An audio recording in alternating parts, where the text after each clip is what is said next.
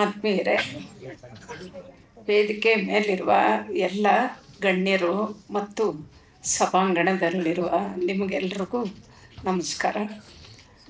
ನಾನು ಪತ್ರಕರ್ತೆ.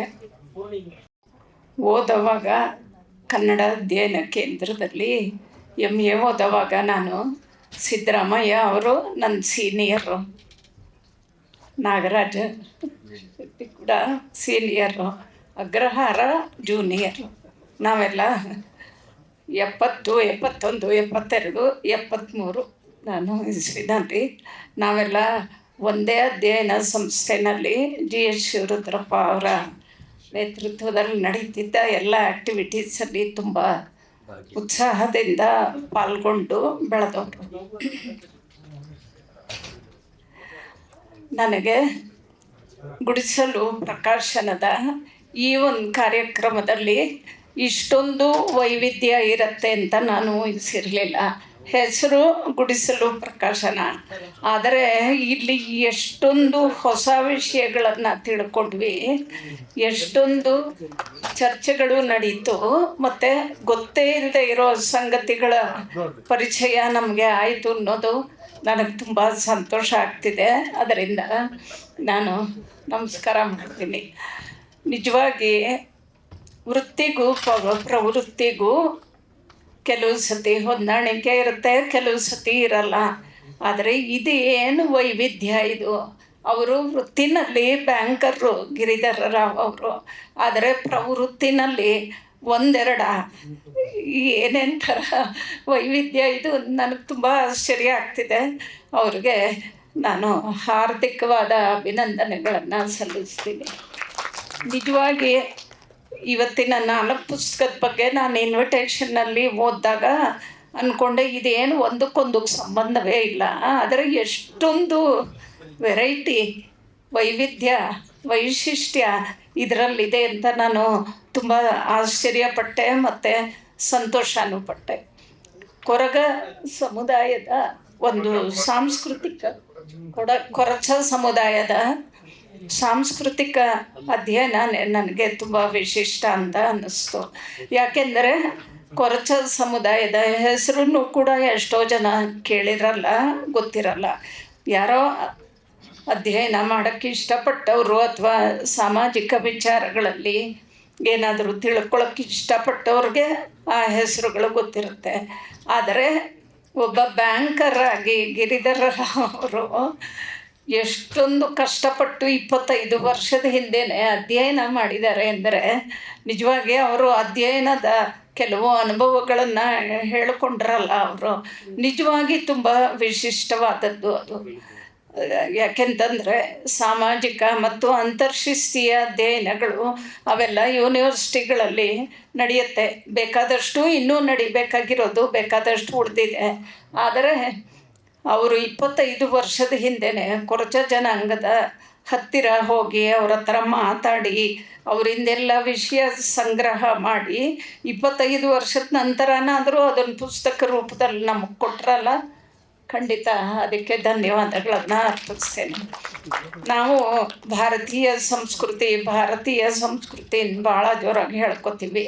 ಆದರೆ ಭಾರತೀಯ ಸಂಸ್ಕೃತಿಯ ಒಳಗಿರುವ ಈ ಸಮುದಾಯಗಳ ಸಂಸ್ಕೃತಿ, ಇದರ ಪರಿಚಯ ಖಂಡಿತ ಹೆಚ್ಚು ಇಲ್ಲ. ಅಂಥದ್ದೊಂದು ಗಿರಿಧರ ರಾವ್ ಅವರ ಹಿನ್ನೆಲೆ ಏನು, ಅವರ ಆಸಕ್ತಿ ತಳೆದಿರೋದೇನು, ಇದು ನಿಜವಾಗಿ ನನಗೆ ವಿಶೇಷ ಅಂತ ಅನಿಸುತ್ತೆ. 80ರ ದಶಕದಲ್ಲಿ ನಾನು ಸುಧಾ ಪ್ರಜಾವಾಣಿ ಸೇರಿದಾಗ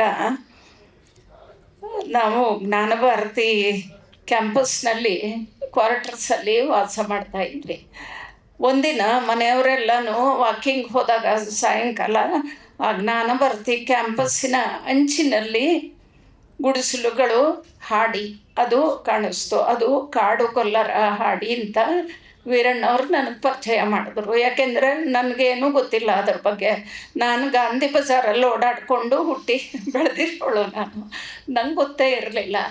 ಆದರೆ ಆ ಕಾಡುಗೊಲ್ಲರ ಹಾಡಿಗಳಲ್ಲಿ ಮಹಿಳೆಯರ ಬಗ್ಗೆ ಇದ್ದ ತಾರತಮ್ಯವನ್ನು ಕುರಿತು, ಯಾಕೆಂದರೆ ಅಲ್ಲಿ ಪ್ರತಿ ತಿಂಗಳು ಮುಟ್ಟಾಗುವ ಹೆಣ್ಣು ಮಕ್ಕಳನ್ನ ದೊಡ್ಡ ಹೆಂಗಸ್ರನ್ನ ಎಲ್ಲರೂ ಹಾಡಿಗಳಿಂದ ಆಚೆ ಮರದ ಕೆಳಗೆ ಕೂಡಿಸ್ತಿದ್ರು. 3 ದಿನ ಅವ್ರು ಅಲ್ಲೇ ಇರಬೇಕು, ಬರೋಂಗಿಲ್ಲ ಕೇರಿ ಒಳಗೆ. ಇನ್ನು ಹೆಣ್ಮಗು ಅಥವಾ ಗಂಡು ಮಗು ಹುಟ್ಟಿ ಸಂತೋಷ ಪಡಬೇಕಾದ ಸಂದರ್ಭದಲ್ಲಿ ಬಾಣಂತನಕ್ಕೆ ಹಾಡಿ ಒಳಗೆ ಅವಕಾಶ ಇಲ್ಲ. ಕಾಡುಗೊಲ್ಲರ ಸಮುದಾಯದಲ್ಲಿ ಅಲ್ಲೂ ಕೂಡ ಒಂದು ಸಣ್ಣ ಗುಡಿಸ್ಲು ಕಟ್ಬಿಟ್ಟು ಮಳೆ ಇರಲಿ ಬಿಸಿಲಿರಲಿ ಗಾಳಿ ಇರಲಿ ಅಲ್ಲಿ ಬಾಣಂತಿ 3 ತಿಂಗಳು ಕಳೆದು ಆಮೇಲೆ ಒಳಗಡೆ ಹೋಗಬೇಕು ಅಂತ. ನಾನು ಒಂಥರ ನನಗೆ ಕಲ್ಚರಲ್ ಶಾಕ್ ಅಂತಾರಲ್ಲ, ಹೈ ವೋಲ್ಟೇಜ್ ಕಲ್ಚರಲ್ ಶಾಕ್ ಆಯಿತು ಆವಾಗ. ಅದ್ರ ಬಗ್ಗೆ ನಾನು ಸುಧಾದಲ್ಲಿ ಒಂದು ಲೇಖನ ಬರೆದೆ. ಆಮೇಲೆ ಕೊನೆಯಲ್ಲಿ ಬರೆದಿದ್ದೆ, ಜುಂಜಪ್ಪ ಶ್ರೀಕೃಷ್ಣನ ಕಾಡುಗೊಲ್ಲರ ದೇವ, ಶ್ರೀಕೃಷ್ಣನ ಒಂದು ಅವತಾರ ಅಂತ ಹೇಳ್ತಾರೆ. 16,000 ಗೋಪಿಕಾ ಸ್ತ್ರೀಯರೊಂದಿಗೆ ಓಡಾಡಿದ ಶ್ರೀಕೃಷ್ಣನಿಗೆ ಹೆಂಗಸರಿಗೆ ಈ ಕಡು ಕಷ್ಟ ಗೊತ್ತಾಗ್ಲಿಲ್ವಲ್ಲ. ಅವನು ಕೋಪ ಮಾಡ್ಕೋತಾನೆ, ಶಾಪ ಕೊಡ್ತಾನೆ ಕೃಷ್ಣ ಅಂತ. ಇವರು ಅವನ ಹೆಸರು ಹೇಳ್ಕೊಂಡು ಹೆಣ್ಮಕ್ಳಿಗೆ ಈ ಥರ ಶೋಷಣೆ ಮಾಡ್ತಿದ್ದಾರೆ ಅನ್ನೋ ಥರದಲ್ಲಿ ನಾನು ಬರೆದಿದ್ದೆ. ಆದರೆ ಅದಕ್ಕೆ ನನಗೆ ಬಂದು ಪ್ರತಿಕ್ರಿಯೆ ಜ್ಞಾಪಿಸ್ಕೊಂಡ್ರೆ ಗಿರಿಧರ ರಾವ್ ಅವರು ಕೊರಚ ಜನಾಂಗದ ಜೊತೆ ಮಾತಾಡಿ ಈ ಒಂದು ಅಧ್ಯಯನ ಮಾಡಿದಾಗ ಏನೇನು ಮಾತು ಕೇಳಿರ್ಬೋದು ಅಂತ ನಾನು ಊಹಿಸ್ಕೊಳ್ಳಬಲ್ಲೆ.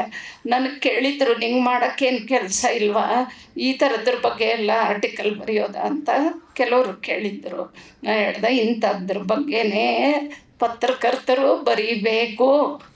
ಯಾಕೆಂದರೆ ಗೊತ್ತಿರಲಿಲ್ಲ ಎಷ್ಟು ಜನಕ್ಕೆ ಕಾಡುಗೊಲ್ಲ ಸಮುದಾಯದಲ್ಲಿ ಈ ಥರದ ಇದಿದೆ ಅಂತ. ಅದರಿಂದ ನಮ್ಮ ಸಾಂಸ್ಕೃತಿಕ ವೈವಿಧ್ಯ ಇದೆಯಲ್ಲ, ನಾವು ಭಾರತೀಯ ಸಂಸ್ಕೃತಿ ಅಂತ ಬರೀ ಮೇಲ್ವರ್ಗದ ಮೇಲ್ಜಾತಿಗಳ ಮತ್ತು ವೇದಾಧ್ಯಯನದ ಹಿನ್ನೆಲೆಯ ಇದನ್ನೇ ನಾವು ಭಾರತೀಯ ಸಂಸ್ಕೃತಿ ಅಂತ ಅನ್ಕೋತೀವಲ್ಲ.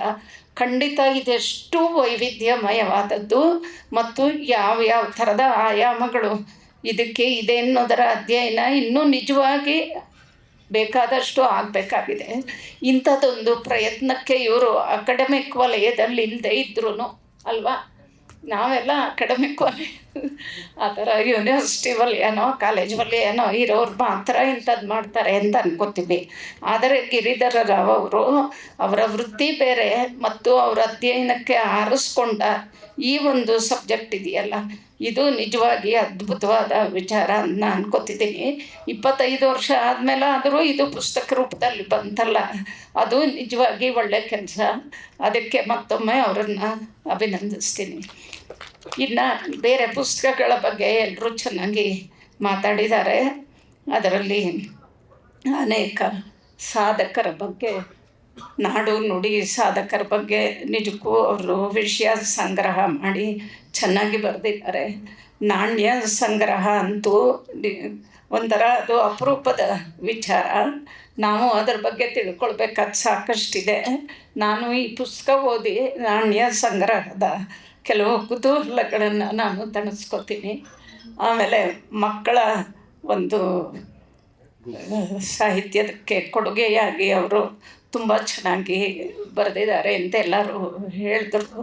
ನಿಜವಾಗಿ ಇಂಥ ವೈವಿಧ್ಯಮಯವಾದ 4 ಪುಸ್ತಕಗಳನ್ನು ಕೊಟ್ಟಿರುವ ಗಿರಿಧರ ರಾವ್ ಅವರಿಗೆ ಇವರು ಇನ್ನಷ್ಟು ಈ ಥರ ಬೇರೆ ಬೇರೆ ವಿಷಯಗಳನ್ನು ಆರಿಸ್ಕೊಂಡು ಅಧ್ಯಯನ ಮಾಡಲಿ, ಬರೀಲಿ ಅಂತ ಹಾರೈಸ್ತಾ ನಾನು ಮಾತು ಮುಗಿಸ್ತೀನಿ.